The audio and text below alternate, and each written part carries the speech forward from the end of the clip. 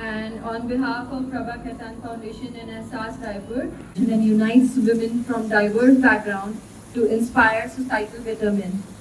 With a strong presence across India and abroad, the foundation is committed to promoting literature, art, culture through its various initiatives like this one, Write Circle. And this connects the what's different about Write Circle or any other event or any other curated boutique event by Prabha Khaitan is that it connects the readers in an engaging and informal setting with the author themselves. So there are many initiatives by Prabha Khaitan Foundation. I guess I'll inform you if you would ask me candidly.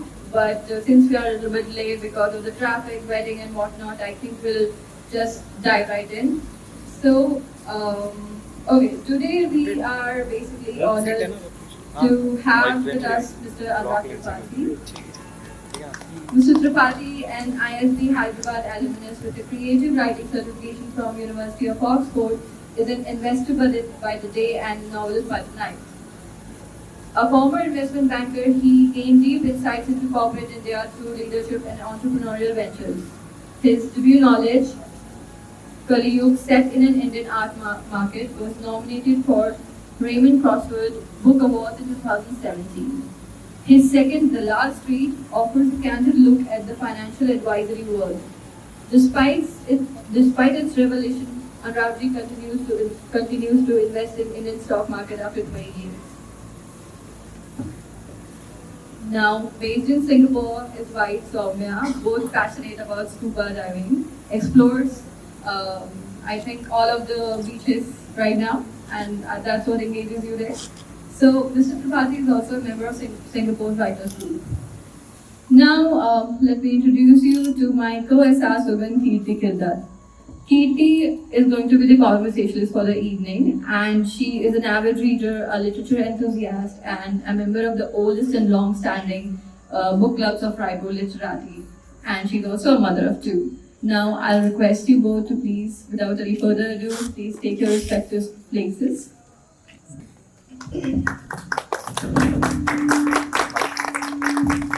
Yeah. So please tell our audience a little bit about your journey from an investment banker to a successful writer of 3 bestseller novels, namely Kaliyug, The Last Street, and The Goa Gambit. Thank you. Welcome, ladies and gentlemen. I'm so happy to be in Raipur. Raipur is a home for me in the sense that my wife's side of the family is based in Raipur. So this is my third trip to Raipur. I came here for business back in 2010, then again in 2018 on a personal visit, and this is my third visit to the city. As mentioned, I used to be an investment banker in my prior avatar, corporate job. Did my MBA from the Indian School of Business, got into banking, did some asset management after that, then retail equity broking, and finally investment banking. And however, job for me was a means to an end in the sense that I used to work because the pay was good and it used to pay the bills in the house. My wife, on the other hand, she's very passionate about her job. She's the kind of person who wants to change this world. And in 2013, an opportunity came. She was working with a company in India on the HR side, and they wanted to send her to Singapore for a bigger role.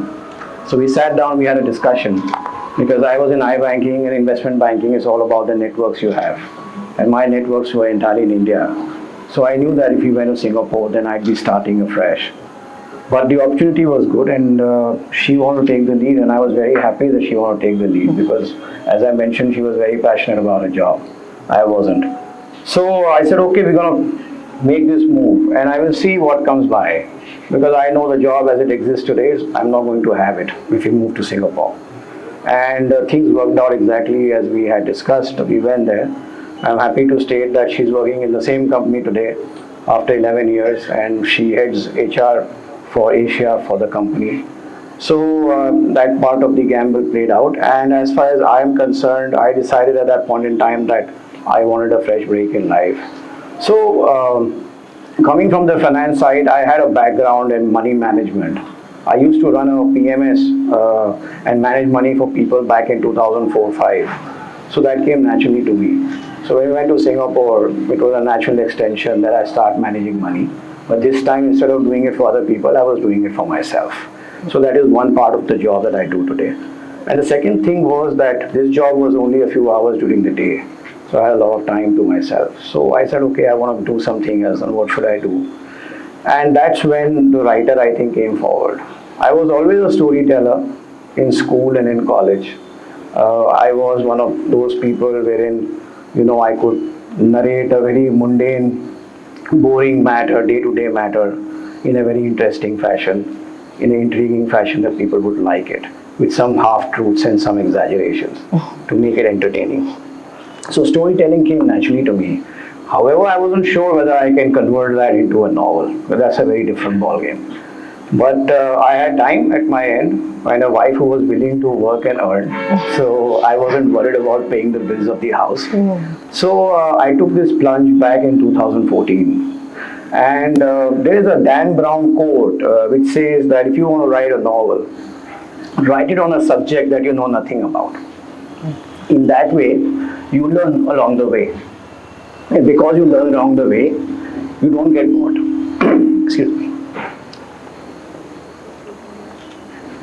So I decided that instead of writing about the financial world, which came naturally to me, I'm going to write about the art market. And I knew nothing about art at that point in time. So I started researching about art. And one of my clients from before, he had gone and bought a painting at one of the auctions in Delhi. And it later turned out that that painting was a fake. So he told me the story about how he had purchased the painting and how one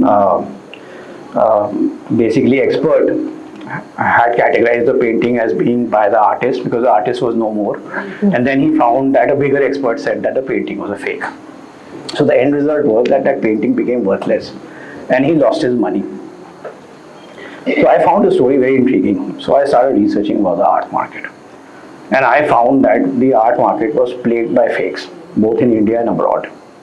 And the problem was that there were serious issues in basically art authentication, the process of authentication. It could be manipulated by a person who was well versed in art history and the techniques of how an artist works.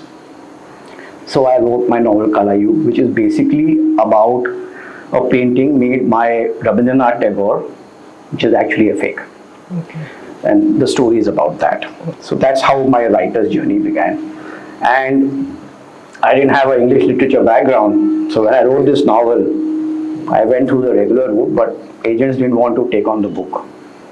So I actually used my investment banking credentials to get a half an hour meeting with one of the publishers. It was Rupa, okay, my first publisher. Okay. And the meeting was held at IIC Delhi, and they gave me half an hour to pitch the book. They said, you must have made many pitches in your life for money. Why don't you pitch yourself and pitch your work to me, and if I like it, then we will publish it. So I sat there, I went to IIC, and he had 30 minutes, so I went to IIC and I told the waiter, 25 minutes are over without asking get 2 cups of coffee. Yeah. So I'll get another 15-20 minutes with him. And I sat there and I told him that this novel, if you read on the art market, besides being a thriller, it empowers you to have an intelligent conversation about the art industry with anyone for half an hour. I don't say more than that, but it gives you a flavor of what the art industry is about. And I think they like that idea. So he told me that I like the idea, but then editorial is separate. This is only the business side of it. I think we can sell this concept. But the editorial will come back to you. So anyway, as things don't have it, the editorial came back after a week and the first novel was published. So I became a writer. Yeah, so that's been the journey. Okay. So I've read the Goa Gambit, yeah, and I was pleasantly... So I read the Goa Gambit and I was pleasantly surprised to find that I quite enjoyed it, like I told you earlier. The characters, the setting, the lessons, moral or otherwise, are so impactful. So what was the spark that set off this wonderful story? So Goa Gambit, it's a very interesting. Back in 2016, I think my mic has gone off. Yeah, it's okay. I'm out here. Yeah. Hello. Yeah. So back in 2016, I was going on a flight to Goa, and I had a youngster sitting next to me in his mid-20s. And this guy stood out in the crowd, in the sense that I remember most of the people wearing t-shirts and bermudas and flip-flops, but this guy was wearing a full-sleeve shirt with a pair of jeans and shoes. And instead of carrying any luggage, he had a man purse on him. In fact, everyone else was carrying a duffel bag or something like that. So anyway, I was sitting on the window side, my wife with me, so I told my wife, why don't you sit on the window, let me sit in the center. He had an aisle seat, and started talking to him. And I asked him, what was he going to Goa for? And he told me that he was a compulsive gambler and he was going to the casino in Goa. And that year, he had been to Goa 16 times. Almost every fortnight, he made a visit to the casinos in Goa. So we had further conversation about what he did and how was he, that he was in so much money that he was going. By this time he had opened his man purse and showed me 2 lakh rupees which he was carrying with him for that weekend to play at the casino. So he told me that he was a farmer from one of the villages on the outskirts of Delhi NCR. And basically they had sold their farmland to a real estate developer. And he and the entire village along with him had come in a lot of money. So these were poor farmers who had never seen money in their life. So they had, made a lot of sacrifices in their life to go by. And suddenly they had so much money. So poor people generally don't know how to save because they never have money. But spending tends to come naturally to them because they have sacrificed their entire life. So suddenly these farmers had like 8-10 crores each in their house from nothing. And they went on a spending spree, buying Rolexes and Pajeros were standing from their house and so on. Even though there were no roads in the village, but Pajeros were standing and there was no electricity, but every white good had been purchased and so on. And somewhere around 6-8 months after this event, I think word reached the casinos in Goa that this area had come in a lot of money. So they figured that before these farmers run out of money, let us go and take a pie of that. So casino agents were sent to these villages. And one by one, they basically influenced the village seniors to come on a junket to Goa. So their tickets, their hotel, everything was paid for. Now you must understand that these farmers had no source of entertainment prior to that. I think their entertainment was probably a dilapidated movie hall somewhere in the village. You know those single screen halls where the seats are broken. So, and suddenly they were thrown in these casinos with belly dancers and booze flowing all over the place and gambling. So they had no defense. The 3 vices, as I call them, women, alcohol and gambling. Yes, which, forget men, even gods have not been able to resist. Yes, resist. So they were thrown at them and these poor farmers had no defense. So a week after this junket, they came back and they spoke of conquest in the land of paradise, which was Goa. And that's how it was introduced to the bigger farming community. And so effective was this marketing campaign that the next week, twice the number of villagers went. And within a few months, the entire village, all the male members were hooked on to gambling and prostitution and alcohol, which came along with it. That day in the flight, if the person next to me is to be believed, there were 40 other people from his village going to Goa.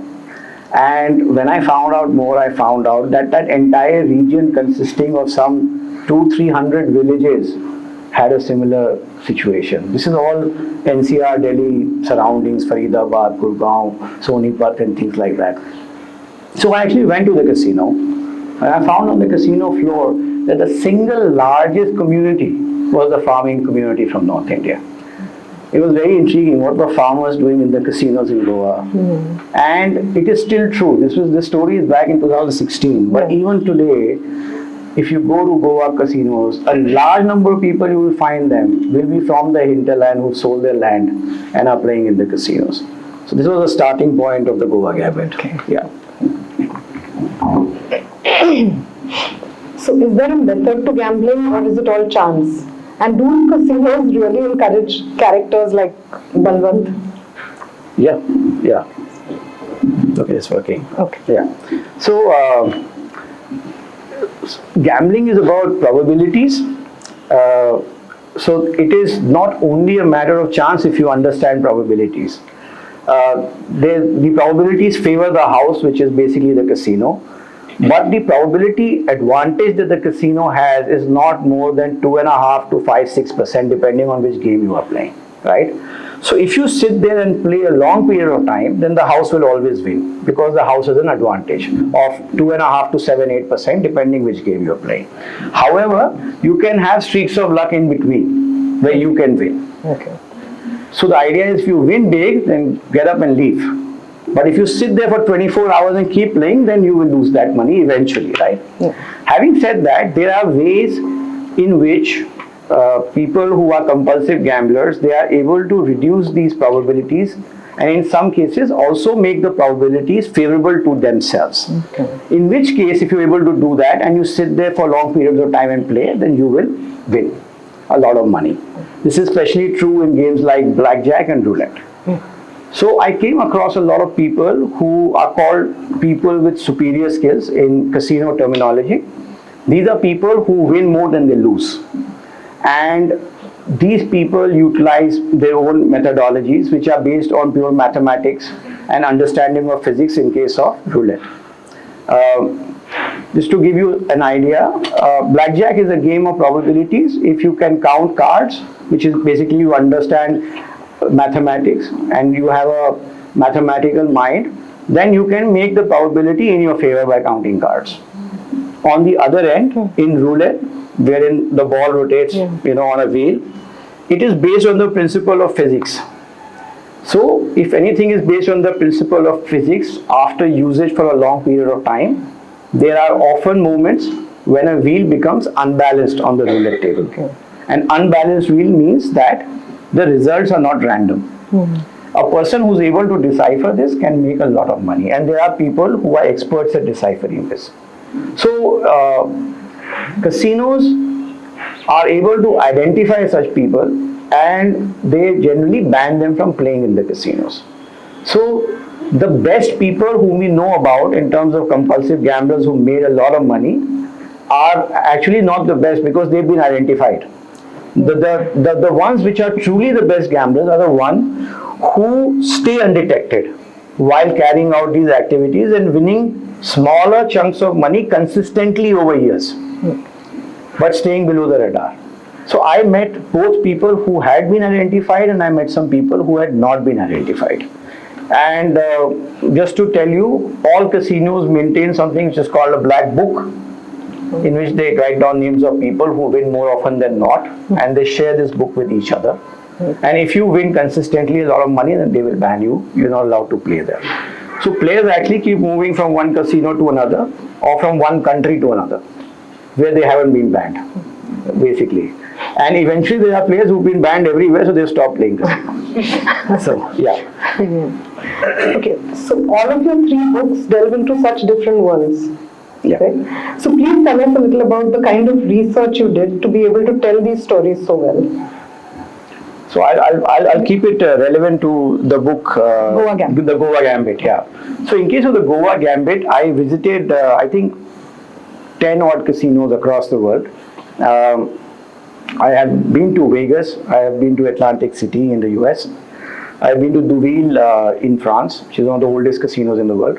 I've been to Cairo, been to Monaco, in India obviously Goa, Sikkim, Colombo, Kathmandu, Singapore, Genting and Macau.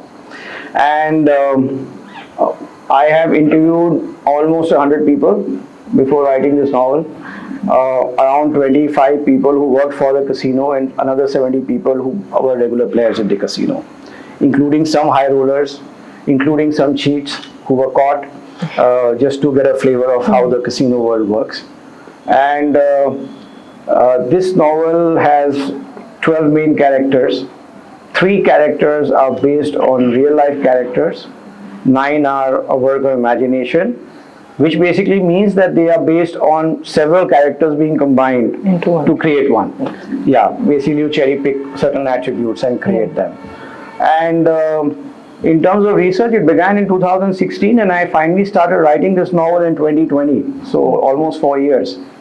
But not 4 years full time. I was writing my second novel that point in time. But you were researching. Yeah, but this subject was clear in my mind, and every time I used to find an interesting character, I would delve, and I was traveling at that time and making notes and so on.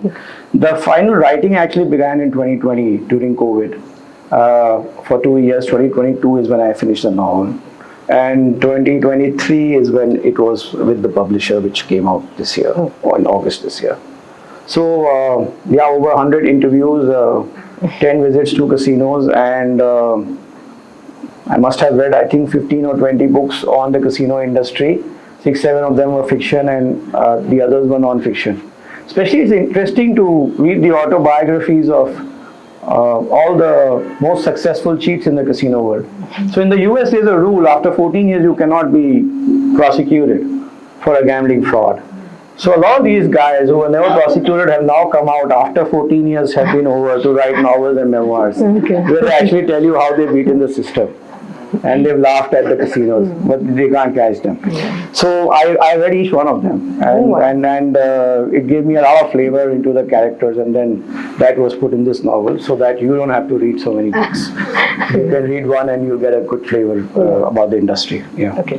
So which of your books is closest to your heart in terms of the characters you've created? That's a difficult one. So the book closest to my heart would be my debut novel, because I'm very emotional about that. Okay. But in terms of the characters that I've created, I think it will be the Goa Gambit. Jayesh. Yes. The protagonist of this novel, Jayesh Shah, is a character which is multifaceted. And very frankly, I was challenged. He was so good that I was challenged when I was writing the antagonist or the nemesis of the novel, because I was very worried that the midsection of the novel would not engage people unless I had an equally strong antagonist. Yes. And so we came up with this guy called Pankaj Adhikari. Okay. Yes. And Pankaj Adhikari, basically the politician who actually owns this casino where Jayesh is employed, right? He is not as intelligent as Jayesh Shah, but Pankaj Adhikari can exponentially raise the stakes of the game. Because if Jayesh Shah wins, nothing. But if he loses his life. And that's the kind of game he's playing with Pankaj Adhikari. So Jayesh is a phenomenal character. He is based on a few people I met who exhibited superior skills, who were great poker players. He's based on that. And then imagination took over after that. And I think this novel is unique in the sense that you mentioned this when we were discussing earlier. Usually the protagonist has a very significant role in all the novels. Okay, so you will find that every second, third chapter is about the protagonist, right? In this novel, he's there everywhere, but he's in the background. And to bring that out, that you realize in the end, oh my God, this guy was doing everything. That's the trick of the novel. Yeah. So it was a very difficult character to write. But yes, so Jayesh Shah and the Goa Gambit. Okay. Have you ever experienced writer's block? If yes, how did you deal with it? And what is your advice for young or even amateur writers facing this very real problem? So everyone faces writer's block. I have also faced writer's block. You basically need to switch off. What I do is I usually simultaneously have a couple of projects going when I'm writing. It's not a single thing that I'm doing at any point in time. I have a couple of novellas I keep writing and one main novel. Okay. And whenever I face a writer's block, I tend to shift my attention to one of the novellas and not the novel. Okay. So that's one of the ways. The other way is just to switch off your phone and go somewhere and Solo travel, I think, is a very, very useful methodology adopted by a lot of writers to break the writer's block. You basically switch off from the world and go off grid for a week, 10 days and come back, and you'll realize most often than not, you're able to jump right into what you've been doing. For young writers here, I think the mic is. yeah, prima facie, I think the first thing I would like to say is, I think it's gone here. Yeah. The first thing I want to say is that I think you should stop procrastinating and you need to finish that first draft. I think that's the most important thing for anyone who's a new budding writer. And once you've gotten that first manuscript out, then you start going into the details, discussing it with people who are close in your circle, but only show it to people who are, constructive in their feedback. I have generally found is that the people who love you the most can be the biggest challenge when you are on a path which is, an unfamiliar path. And the reason for that is because they love you so much. So they don't want you to make a mistake. It is very difficult for them to come to terms that you are taking a path which is a difficult path to walk on, right? So you will face the maximum amount of challenge from them.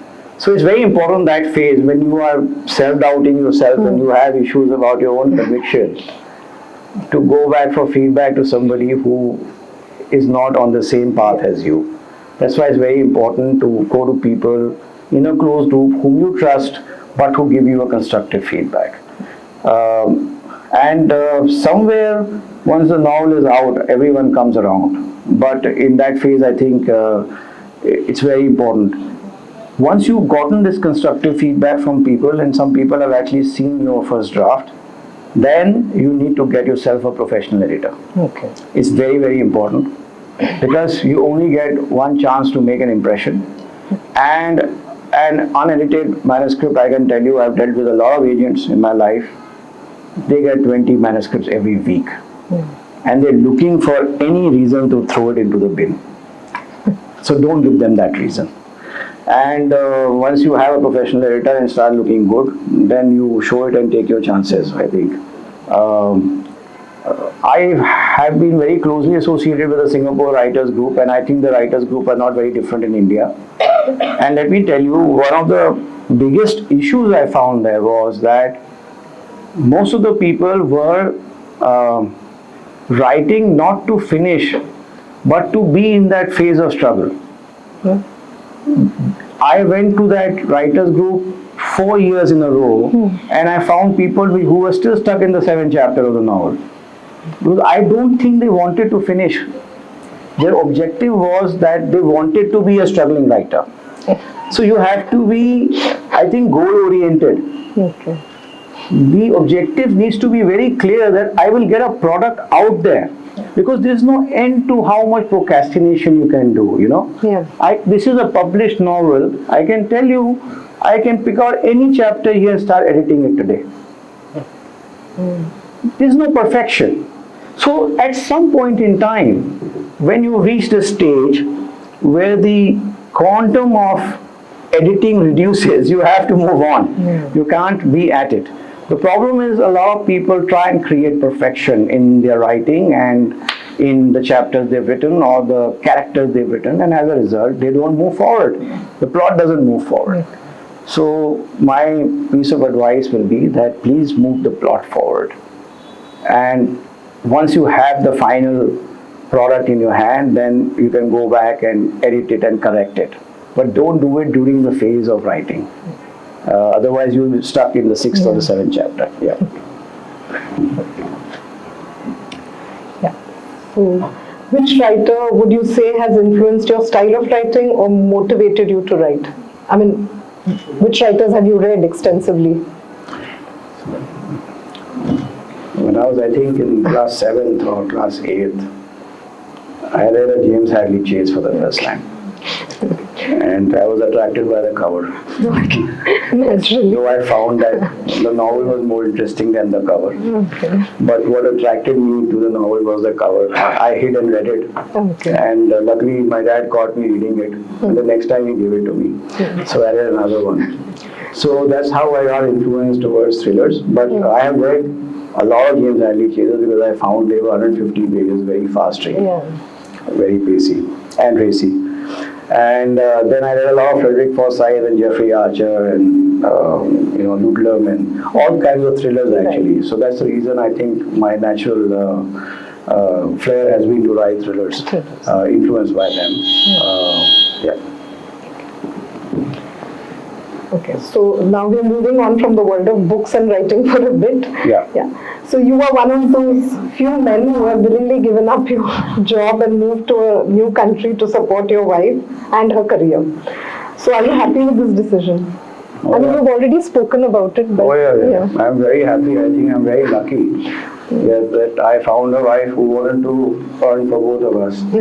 And I think I keep joking amongst my friend that the best investment I made in my life was in my wife. She's been earning since 2003 and she's been compounding it. So yes, no, we are. I think there are a couple of things here. One is the nature of understanding, and I think there's also a power play here. If you don't have an insecurity in terms of what you're trying to do, then there's no issue with this. The issue arises when either of you is insecure about your job. Not only about your job, about your self-identity. Because unfortunately for most of us, identity is our job. But if you're able to differentiate between your self-identity and your job, then there's no problem whatsoever. And for me, as I mentioned earlier, job was only a means of earning money. It was nothing more than that. I wasn't very excited. I mean, I was professionally very successful. I was a CEO at 29 years of age. 35 I was retired. But the fact is that it wasn't something that, the visiting card that I was carrying didn't give me any excitement. It paid the bills, we lived very comfortably, and that's what it was.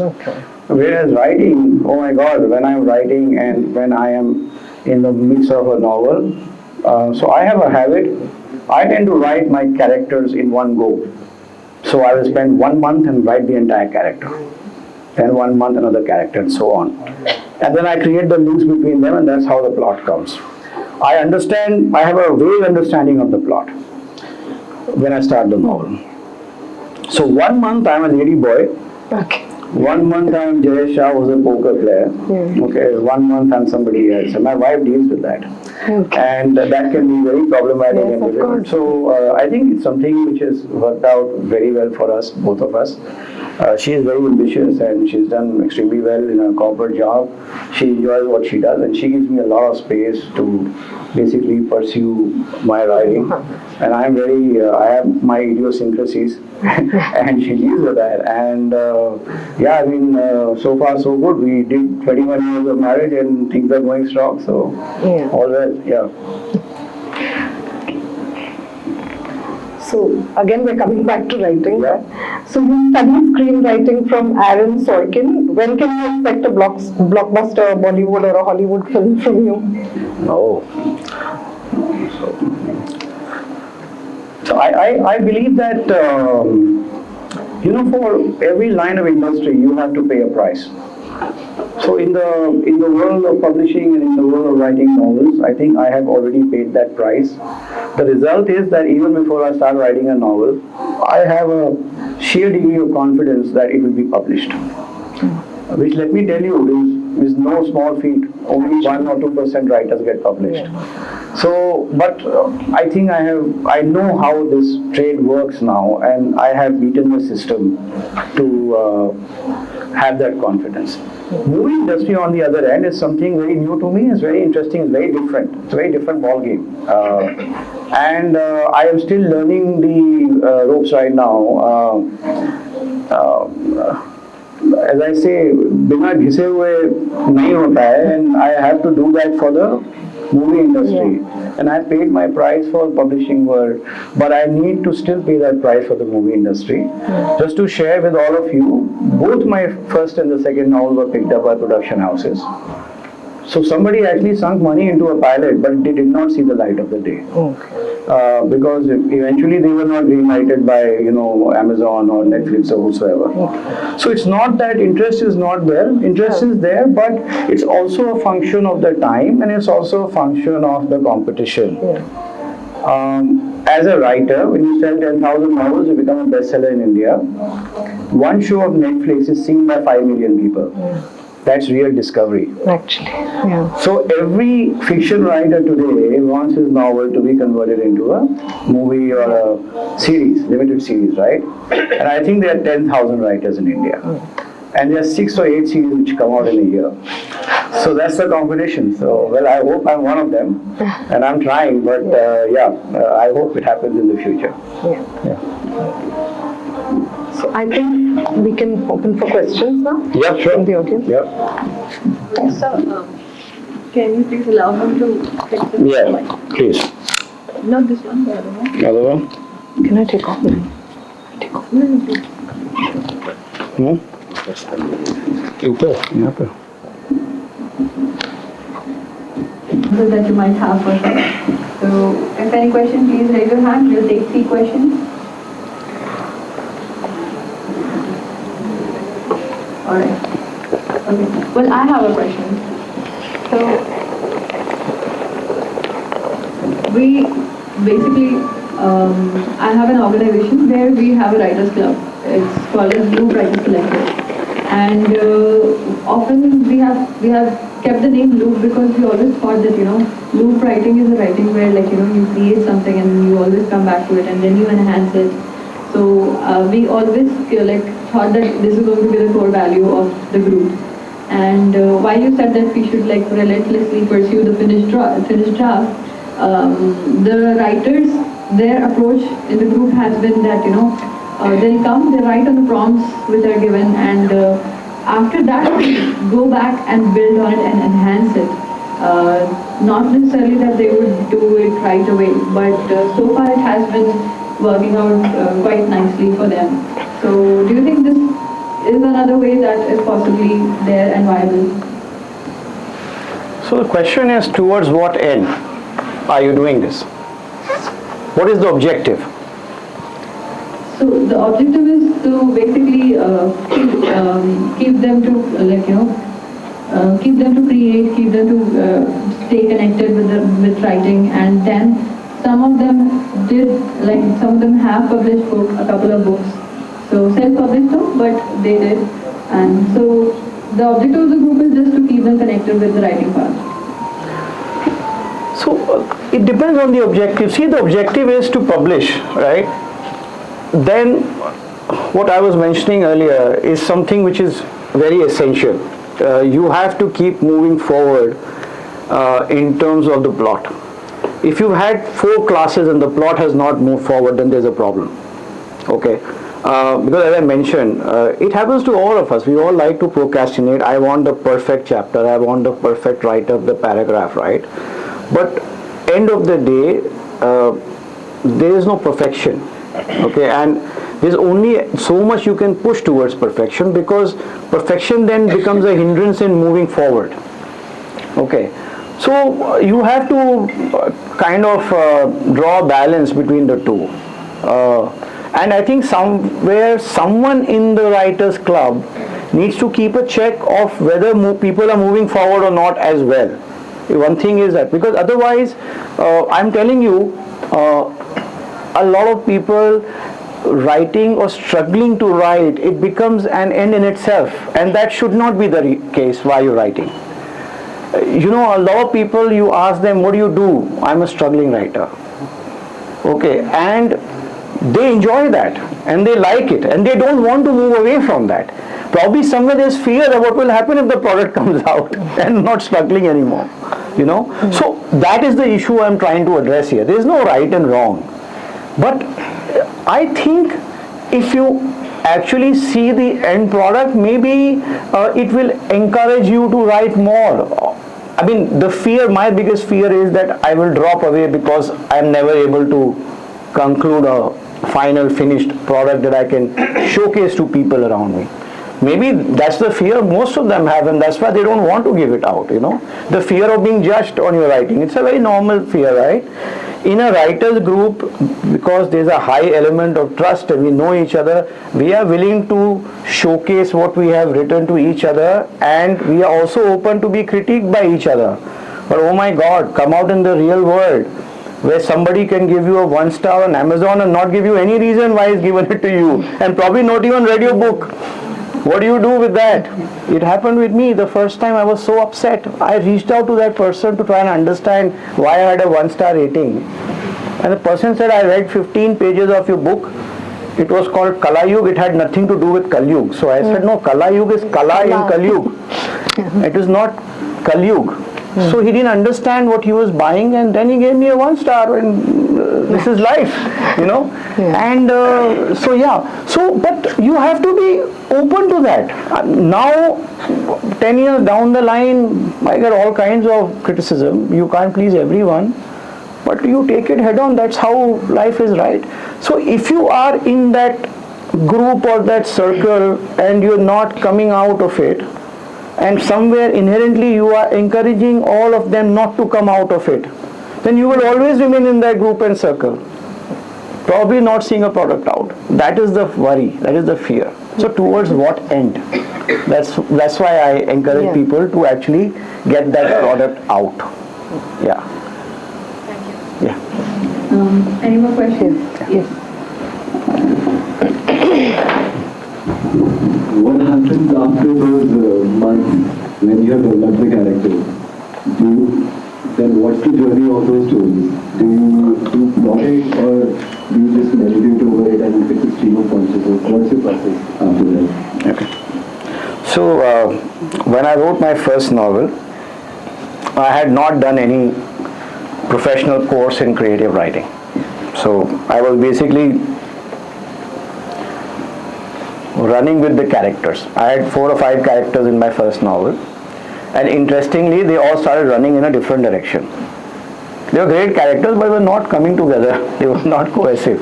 So my story was going in all directions because I did not know how to tame them, to tow them, get them together. Okay. So somewhere that time I went and I did this course in creative writing, which was a 3-month intensive, online but intensive course, which basically taught me the 3-act structure of drama, 3-act structure of plot writing: the beginning, the middle, and the end. The beginning is the world, the middle is when the protagonist is struggling, and the end is the climax when he finds a solution to his struggles. Okay. Now I am so good in the 3-act structure that almost 95% of all movies I see, at the interval I know what's going to happen, unfortunately. So I don't enjoy them anymore. So coming back to your question, I have a fair sense of the entire plot when I'm writing the characters. I know where they will fit in.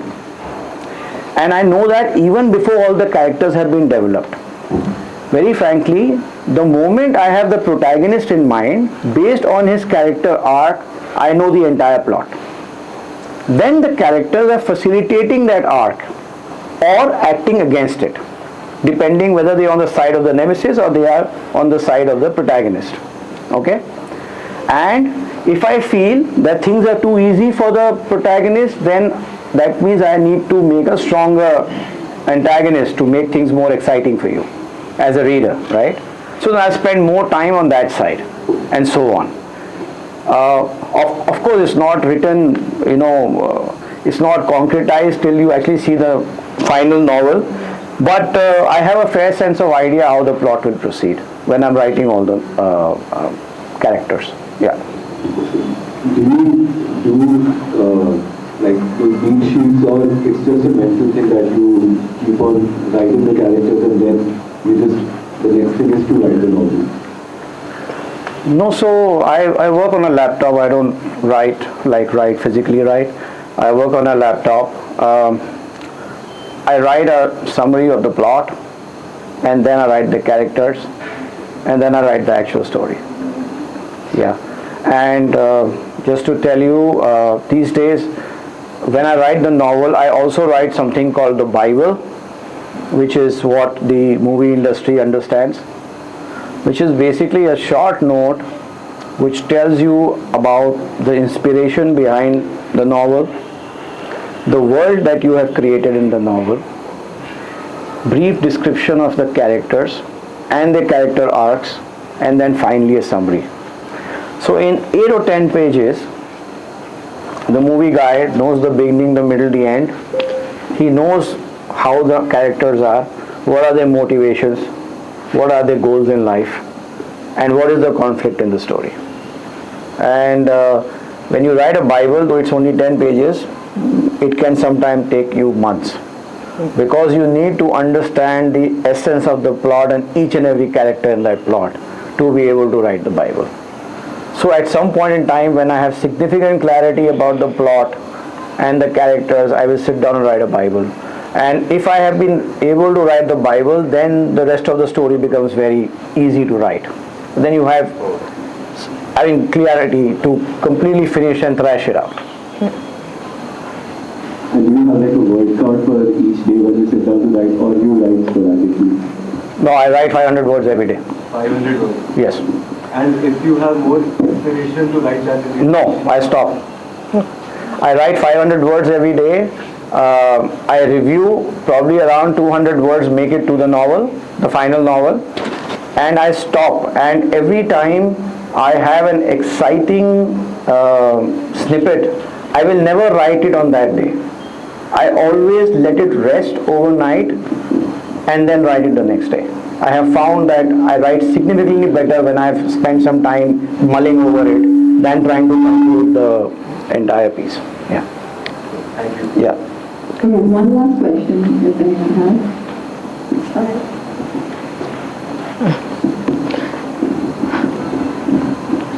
You did mention the journey had a lot of propaganda and you had to work on it. So in hindsight, how much do you find your investment banking experience, the education that you went through, because you mentioned that the 3-month intensive course added a lot of value to the creative writing per se. So how much of this part of your life actually helped you become the author and the life that you are leading today, barring your wife's investment? Yes. So I think the prior education has helped me in the sense that I am financially independent, and yes, it helps that my wife is working, but I have been financially independent from the day I retired. I had a fair chunk of money I had made by then, and thanks to active investing in the stock markets, with which I've been closely associated now for I think almost 30 years, I was able to grow that corpus. So when you don't have to pay the bills, or when the bills have been taken care of, I think you write for passion and not to actually conclude the project and sell your novels. I mean, today my objective here in this talk is not really to sell novels. It's not something that pays my bills, very frankly. It doesn't matter.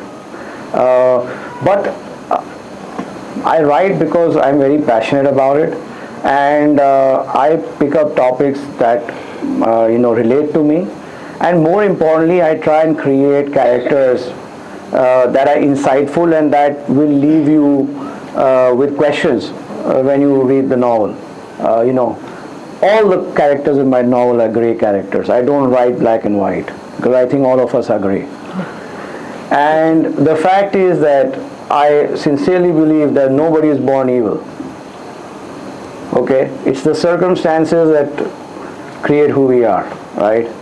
So my characters behave in different fashions depending upon their circumstances and the stimuli that is given to them, right?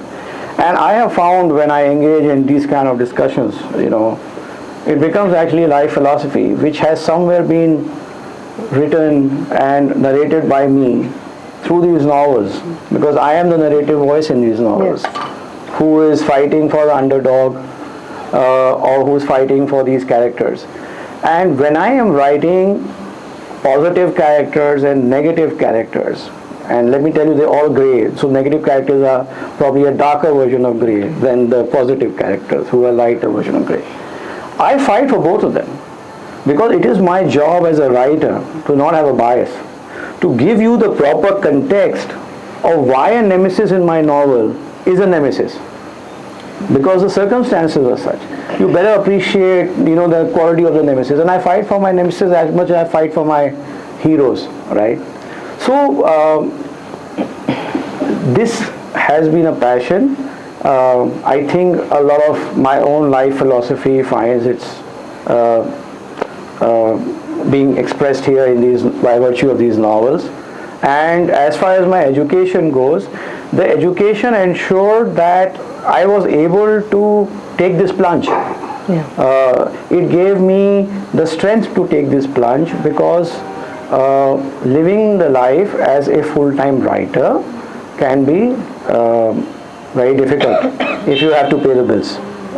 That's the reality, especially if you're a fiction writer. And within us published writers, I think probably 1 or 2% actually financially make enough money that they can pay all their bills.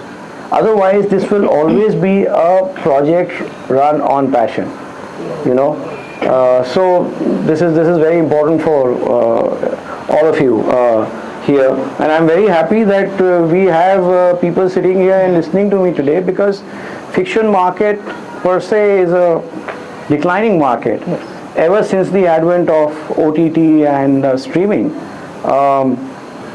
I know today, in 10 years, when I wrote my first novel in 2016 to today,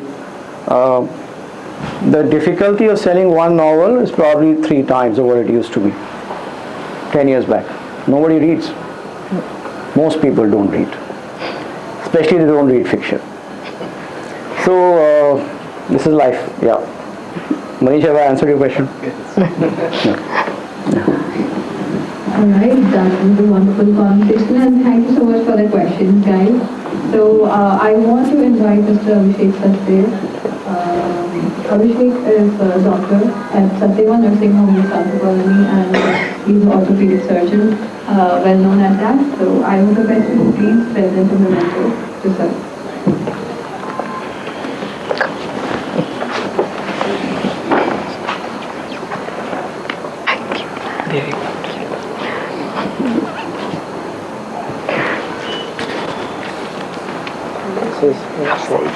Thank you. Thank you.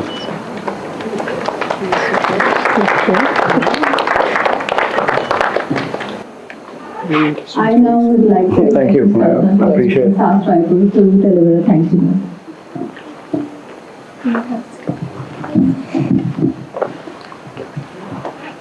So on behalf of Ehsaas Women, I extend heartfelt gratitude to Professor Khan Foundation for curating such enriching outdoor events. A sincere thank you to Srishti Trivedi for your invaluable support in promoting cultural and literary traditions across India. We are grateful to the Soul Garden for providing this wonderful venue and your exceptional hospitality. A special thanks to Mr. Tripathi. It was truly an honor to have you with us today. Thank you, ma'am. And what I would like to add is, normally writers never give, their secrets for this young and struggling activist, and you were so openly, you discussed everything, and it was really, very, very insightful, because many amongst us whom I know sitting here have this, passion of writing. They do write and leave it, they do write something and leave it, and they don't follow them, So it will be a very good advice for all of that. And a big shout out to Kirti for stepping up and making today's session so engaging and memorable. Thank you. Events like this are a result of weeks of planning and meticulous attention to detail. We are privileged to have the dedicated women of Team Ehsaas Raipur who work tirelessly behind the scenes to make it all happen. Our journey of Ehsaas has been quite adventurous, and there's a lot of kinship. Yes. There's a lot of prodding each other to do something which they don't want to do, they are scared of, and they have inhibitions about. So, Kirti and Srishti and Anchal. Anchal is unfortunately, she had to attend a wedding, so she isn't present here, but I'm sure she is in spirit with us. And finally, big thank you to all of you, the audience, who have been very, I should say, that you heard everything, whatever went between both of them. You were so, listening to everything, and I'm sure you will go back home keeping certain very important suggestions in your mind. Thank you so very much, so grateful. And finally, thank you to Soul Garden for everything. And it was really an absolute pleasure meeting you and listening to you. Thank you, ma'am. Thank you, ma'am. It was really a revelation for me because I've heard so many authors, but nobody gives out their secrets. And you don't keep any secret with you. That's the best thing about it. Because you're not scared. Yeah. Thank you. And one thing I must add, we are meeting. Ehsaas is meeting after exactly 1 year. Last year on 6th of December, we had